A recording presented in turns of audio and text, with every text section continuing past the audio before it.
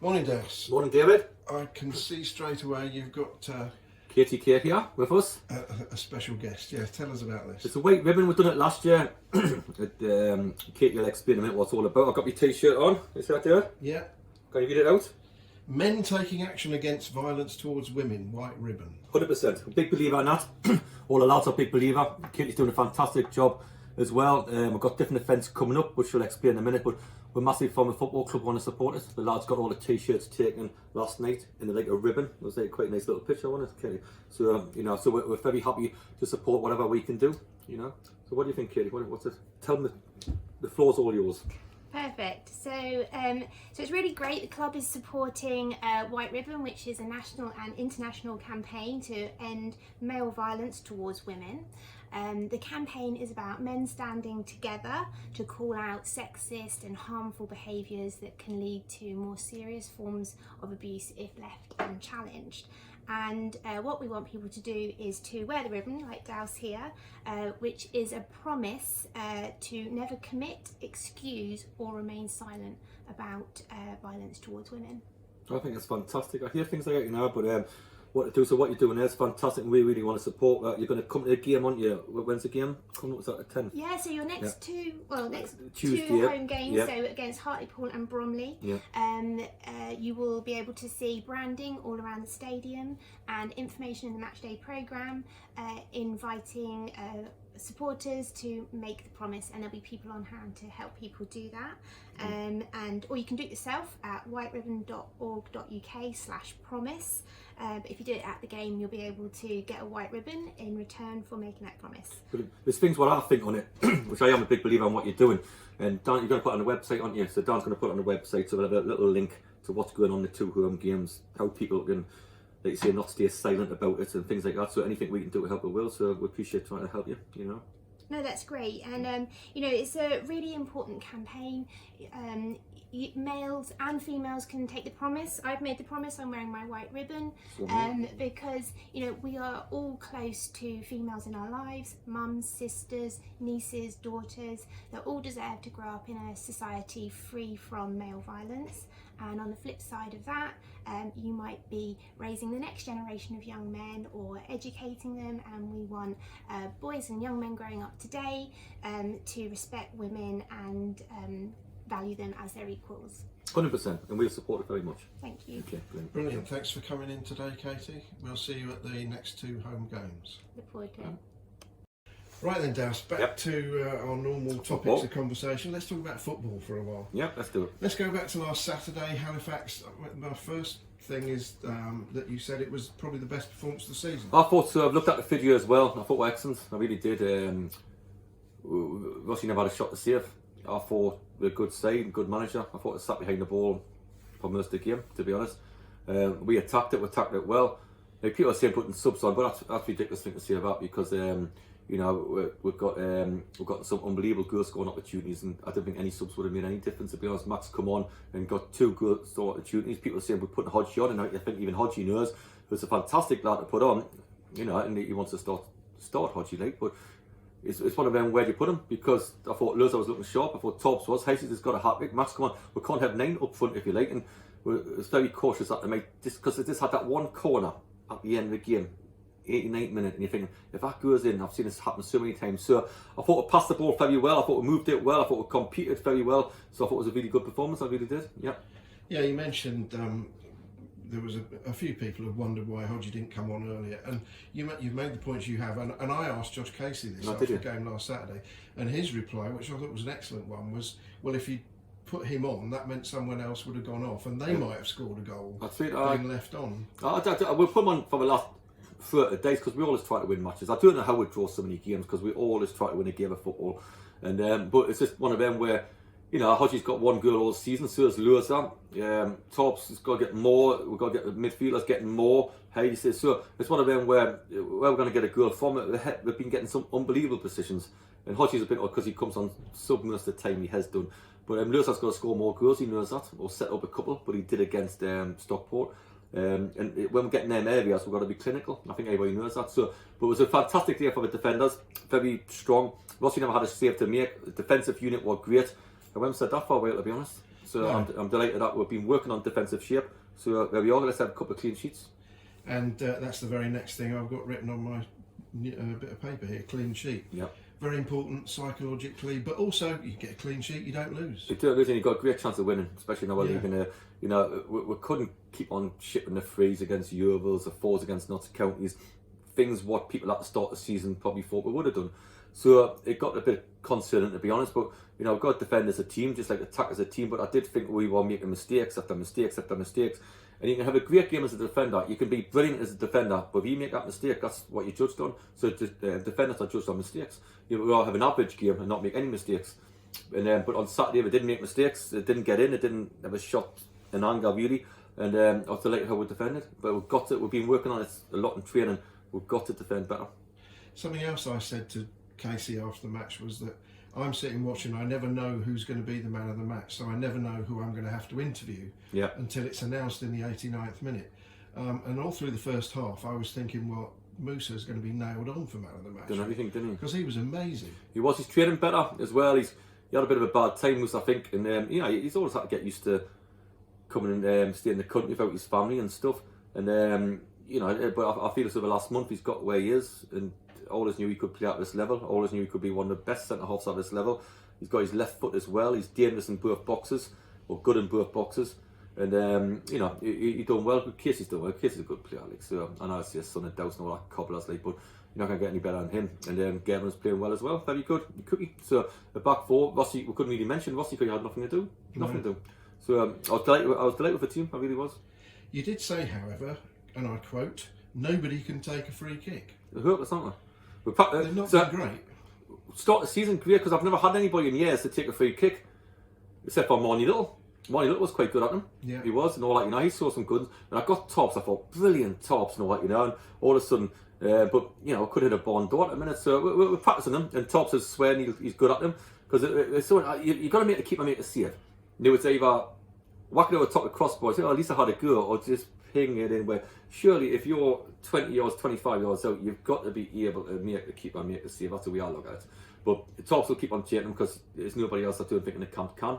Casey probably proved that the other day, to be honest. Yeah. And then, you know, so I don't want anybody else on than bar Tops, to be honest. I think he's the one who can score. But yeah, just lately they haven't been very good. But I'm sure Tops will get another one and he'll fly in again. I'm quite confident. But Marnie Little was very good at it. Marnie was very good.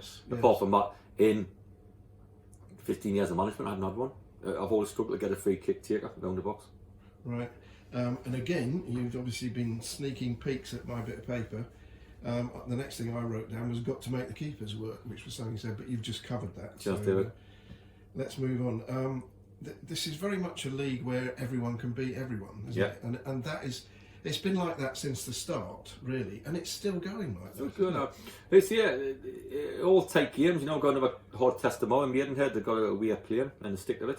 It'll be a tough game, not their players. Obviously, cameras are there, fantastic. But except for Notts County down here, and maybe Yeovil in the first half, I've never really been scared of anybody. I think it's mostly I'll have a part-time shout and the fitness shout and all of that, and how we can't win on a Tuesday shout and all of that. But I haven't seen anybody who I think's unbelievable brilliant. I haven't seen players who I think are unbelievable brilliant. I haven't got any who I think are absolutely brilliant. I haven't seen anybody who you worry about. So it's just one of them. If anybody in this league was brilliant, they'd be playing high up. You know what I mean? Yeah. That's what I think, because somebody's in the Raymond Premier and the Conference South, and these agents come along and say, oh, have a look at him, he's going to be the next. But they're playing 5-6 leagues down, man, from the Football League. And once you get out of the Premiership, the level of football does drop a lot. So it will drop in non-league football. And even though this is a professional league now, it's still non-league. So we've got the dregs of everybody else, to be honest. So as long as you organise, you compete, that's what you can ask for. But I've never seen anybody who's brilliant. Never. No. But I mean, it's sort of exemplified by Stockport. We go up to Stockport beaten 3-1. And then they beat Yeovil in the next game. Unbelievable. And it just seems to be like that all the time. Crazy, yeah. Because you look at Notts County, you're thinking, crikey, but where they were. Even though at 2-0 we had chances against Notts County. If we had this clean sheet mentality, it would have been a better game, just like at Yeovil, to be honest. We got too carried away on ourselves how we started the season by thinking we're better than what we are, me included. No, we're saying we're not that. We've got to work hard and compete in all games, which we are doing.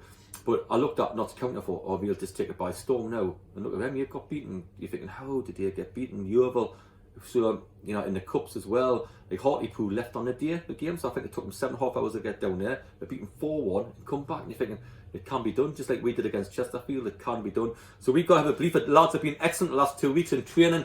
They've been very sharp, they're buying into the defensive duties they've got to do. And I think, you know, Ian's been doing great, you know, work on the opposition and, you know, getting some of the lads know exactly what's happening, the opposition. So it's fantastic, really. So we're looking forward to them all. Good, good.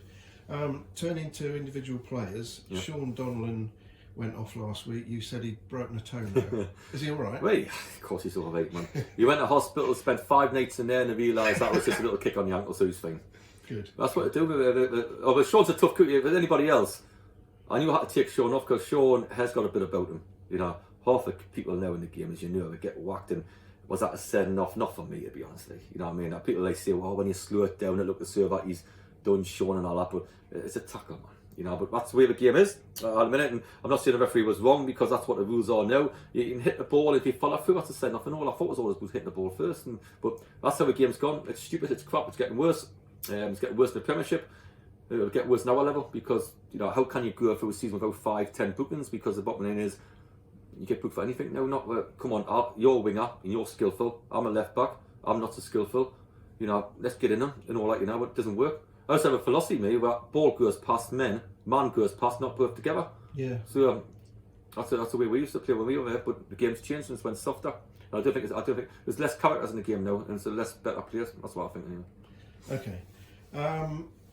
Can we sort out the situation with regard to loans? Having said that, I think it is pretty much sorted out with 1 or 2 things that have been announced this week. But Mark Shelton, first of all, he went back. Yeah, it's a lot. Listen, he's a football league player, and he's done very well there. But I made a mistake. He didn't. I did. I made a mistake, and the club backed us on getting the deal in. And if you make a mistake, just put your hand up and say you've made one. I've made it because of travelling. He was taking 4.5 hours to get down here on a Friday. Because if it were full time, he was here every single day. It would have been a day. But he's coming down like for his debut, 4.5 hours. Then he's getting a call with me. Then we're driving 2 hours to the Barnett ground. It ain't ideal. Travelling 4.5 hours down for a game on a Tuesday night isn't ideal. So it's just the geography of it wasn't very good at all. And I just felt he felt it in his legs and he felt it out. So the best thing to do is saying, listen, no, he'll get a good club up there, or he'll get back in their first team. It was probably a daft move by me, to be honest. Where just because how he was as a player, I thought you'd be. But when you're not full time and when you can only see the lads once a week, and you've got to travel 4.5 hours on a Friday or Saturday, it isn't a great environment, to be honest. So he admitted that himself, and you know, it was getting you're good away from home. You got your bag, you're travelling on a train, you're getting a car here, getting there. It wasn't good, but I take full responsibility of that because the board backed us on that one, to be honest. Right. Well, I'm sure you'd like to thank him for the contribution he made while he was here. Yeah, good lad. Aye, good lad. The next one, Jake Gray. That the situation's been a bit confused about him, but he's now back in the fold, and he's a full. Not, I was going to say full time, but I mean working player. He's a working player, but he's also a working player. We just had to let him go to get games because he'd come unfit, and he went to Hampton Richmond, done very well, scored in the last couple of games. We need a goal score midfielder. Hopefully, he'll get in the squad tomorrow. He's fit now. He's a football league player. We've got him 9 games under his belt, which is the right time to do it. So he's come into that as well. He can play wide, he can play behind the front too. We need some goals from somewhere in that department because the 3 lads in there will rat around. But it's where Kane does, to be honest. Kane will score goals. We need a goal from somewhere. So that's how we'll look at it. So add more competition. Seeing our puppy has been excellent in training. He's been brilliant this week in training, so he's got to make a push now. What will happen with Ray? He's got another Saturday, Tuesday to go. Will he go back to Luton or not? So there's going to be an opportunity for somebody coming in if he's if he goes back or whatever. So it's just getting everybody flying, to be honest. Edstad, as you know, has went back to Nottingham Forest. I think we mentioned that one. Yeah, Sam Houses went on loan for 1 month to get some game time at Chelmsford. I got he was busy last Saturday. But that was the next thing I was going to say. He had a baptism of fire. I don't think anything was down to him. Rod's saying it's 2 penalties is one of them things. He'll benefit from a game time, but that's another 3 weeks he's got there. So it's things we'll just try to keep everybody on the ball, if you like. So Alex Ray for at least Glenn Ray, I beg his pardon. Alex Ray, mate of mine, him. Yeah. Sunderland. Yeah, Alex Ray. For at least 2 more games, I guess.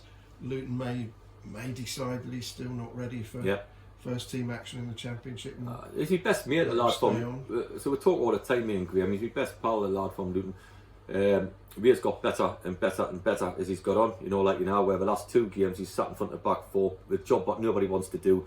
And then you want your full backs to get on, and you want to play attacking football, but you need to sit up in there just to break things down. And he does the ugly stuff very well. Would we like to keep him? Of course we would. Can we? I don't know. We're keeping touch all the time. I had an honest chat with Ray last night. Me and Graham talk every other day, so that's not a problem. So, but it's pointless worrying about it till what happens Saturday, Tuesday. You know what I mean? So, you know, we'll wait and see what happens there. Okay. I was going to talk about the manager merry-go-round, going away from Woking briefly, and I already had this written down before the whole Tottenham thing came up, because it just seems to me that I don't know if you believe in this concept that there is a manager merry-go-round, and it seems to be incredibly difficult for anyone to break into managing in the Football League or Championship and Premier League unless they're German or Portuguese or Spanish, or they get their team in via promotion from this league. Otherwise it seems to be impossible, because the same people just circulate around different jobs. So you get fired from one, and 3 weeks later another team's giving you a job. You get it there, yeah, it's pathetic. I think you've got to know in your own head if you've done a good job or not. Now, the Pochettino one, he got in the Champions League final last year. Good manager. He's had a bit of a bad time this year. Would you not say, I've got a new stadium, I've put you know, the only thing is, Mourinho, people like him, love him, probably not my cup of tea to be honest, where he has won everything. So it's not the worst shout in the world because he's won everything. But I just think in every level, you know, you get all these people coming along, and as long as they've got bigger names and longer names and Spanish names and all the rest, they get jobs. And you know, but like my ambition was always, to be honest, because I knew that I wasn't a big enough name in football, and I knew that you know, people are going to knock on my door a lot. See, I could have a foreign one in, couldn't I, with my accent? But I wanted to be with a bloke who got a team out of Raymond South in the Raymond Premier. I got a team out of Raymond Premier with different clubs in twice in you know, the Conference South. Now I've got teams in the Conference South in the Premier where we're in now. Now can I get the team into the Football League and build my way up here, because nobody's done it. So if I can do the next one, nobody's ever done that. So that's my ambition anyway, to be honest. Yeah. So if you get working in the Football League, all the other stuff, I feel sorry for the English managers, to be honest. I feel sorry for the English players. I do, because there's nothing, you know. Can I watch the Premiership? No, I can't. I get bored. All the foreigners will kiss the shirts and all that. They'll take 200 grand a week back. Are we bothered? No, we're not. These squads, no. But you look at it, we've got directors of footballs. What did you want them for? I never believe them. You've got the chief executive to do. We're all getting involved. You've got the first team manager. He's usually got about 9 coaches. Then you've got the kit man, who's got another kit man to help him. Then you've got the blinking, you know, and there's 27 people need to sit on the bench now. What happened to the manager instead of being bored and idle and doing his job with his coaching stuff? That's what happens in football now. We go there, we're all like robots. Just like I went up to Halifax the other day, Halifax Bank, and the woman's in my head. I said, "Where's the woman behind the counter?" "Oh, no, you're using machines." I said, "I don't want to use a machine. I want to speak with the woman behind the counter." But that's what the world's coming to. No, it's all robots, and football's no different. You stand there, you stand there. You do this, you do this. It's boring as you like, man. When you're on, so I'd rather just be a little bit now where you can work with players and enjoy their company and try to get results and try to excite the players. And I've always said, on my point of view, if I got relegated, I'll resign. If I stop exciting the club, I'll resign. So just be where you are. And, yeah, my record in football is very good at the minute, but in 5 years' time it's not. I'll be on the door. Do you believe that it's possible, as a generality, to stay at a club too long, both as a manager or as a player? I did at Kingstonian. Yeah, I didn't. I left at the right time at Hampton. I stayed too long at Walton Hersham. We got promotions. I should have left then. At Kingstonian, we got promotions quite quickly. I should have probably went then, because a couple of opportunities come up. At Hampton, it was perfect for what this job come along.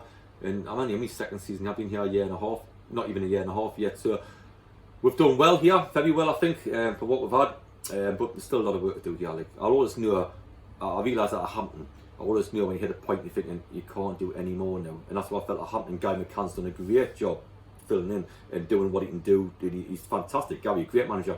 But I always thought that when I got to the playoff final and we got beat on penalties and all this, I couldn't do anything more. Hampton, the time will come here where the board and Russell think, create projects. You know what I think of projects? Got to win matches. Can we do it? We may get to stay a part-time for the next 5 years. Can we find a way to winning games and getting in the league? But it's no good taking a club up and taking them back where you come from. especially if you know the rules. No. Finally, on this area, I was amused only yesterday. I was watching Sky Sports and Jose Mourinho was doing his press conference yesterday, and he said it can be, as a manager, difficult to work with those you don't love, which is exactly what you were saying last week. Aye, no, 100%, aye. Oh, the lads were laughing, putting a chin from like, and stuff like that. I said, oh, Gaffer, what one do you not like? It's only playing Devon, you know what I mean? So,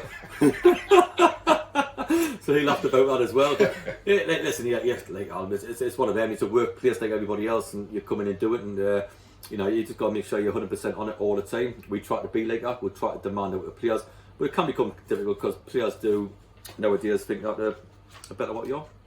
Yeah. Okay. Let's have a look ahead to tomorrow. TV game. I said to Casey last week, is it more exciting for you as a player and for all the players? Do you look forward to it with a bit more excitement?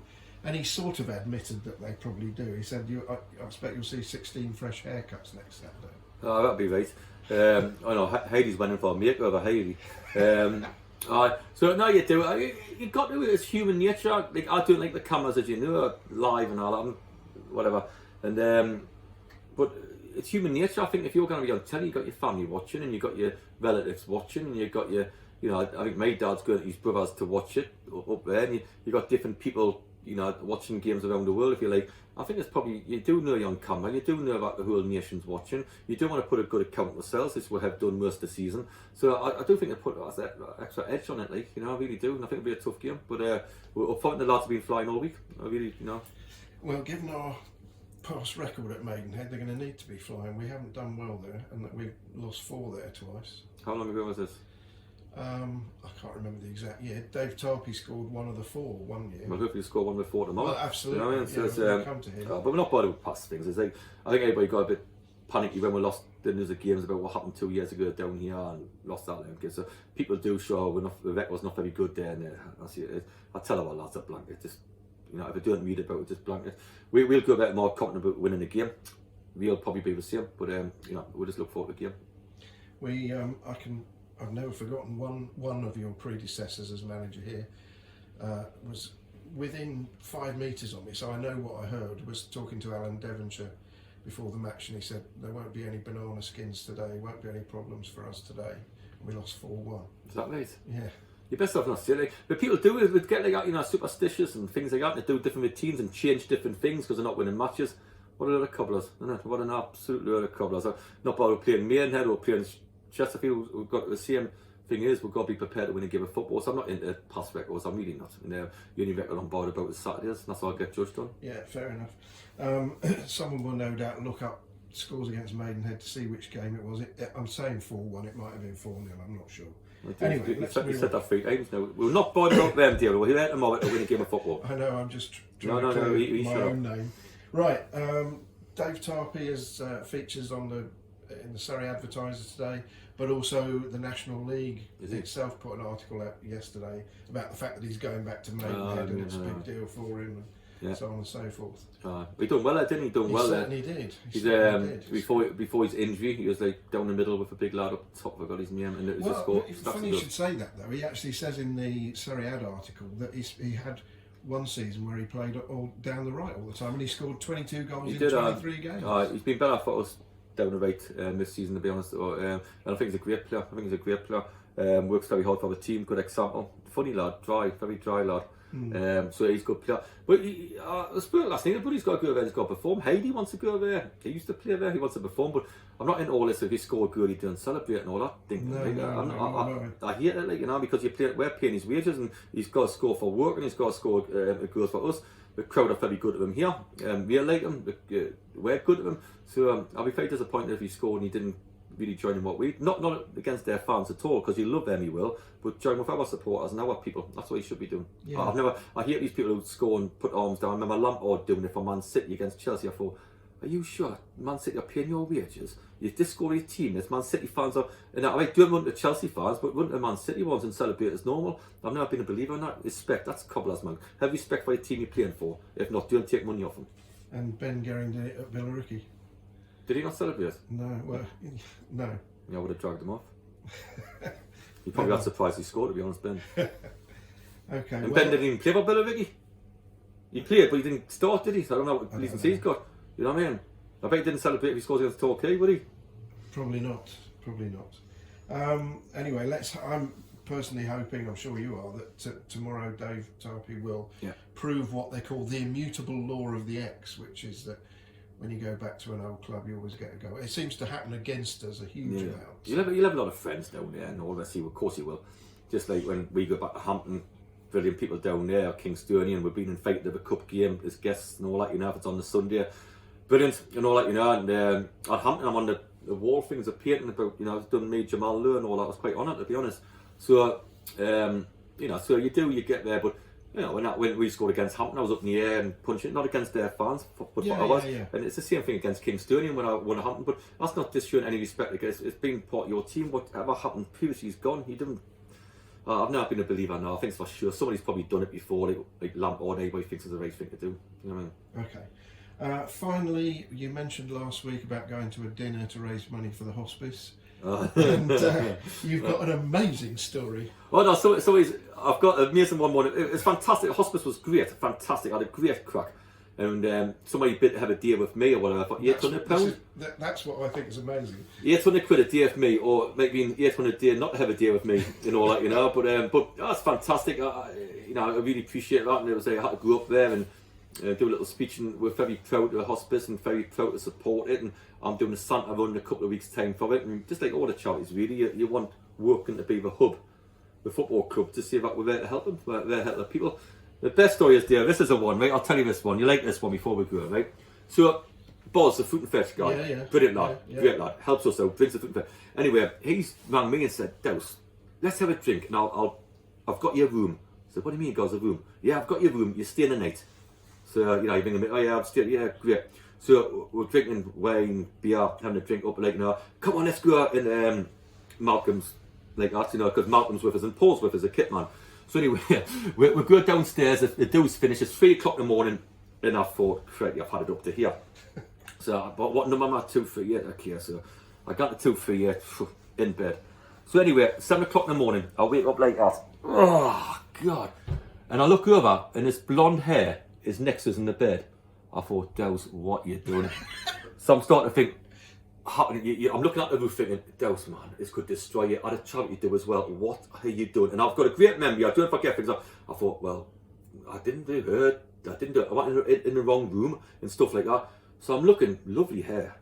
I'm thinking, Dowse, what am I going to say? So I sneak out the bed, thinking, what have I done? Just to have a look at the face come round. Was flipping Malcolm, the kit man.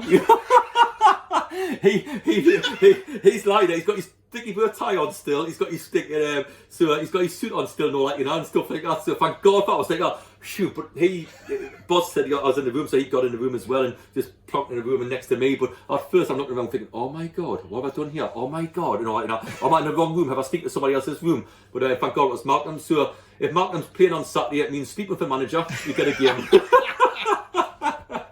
That's what the lads reckon anyway. So I couldn't make it up, could you? Oh, fantastic. No, definitely not. But the most important thing is you've raised £800 for the hospice for someone to spend. Is it going to be a Tuesday, I think? Tuesday, so they'll spend a day and come training with one at night time as well. It's fantastic. Listen, we're into things like that. Like I say, we want to be the people down here who give out to the community, who want to do well for the people. We still have got to get. And it's not going to keep us in a job, but while I'm here, and when I'm trying to build a football club, I want the people out there to know that we've got a good club here at heart. We've got a good working team down here who care about the people. What a lovely thing to care about the hospice. Brilliant. See you at Maidenhead tomorrow. Yep, brilliant. See you then. Bye.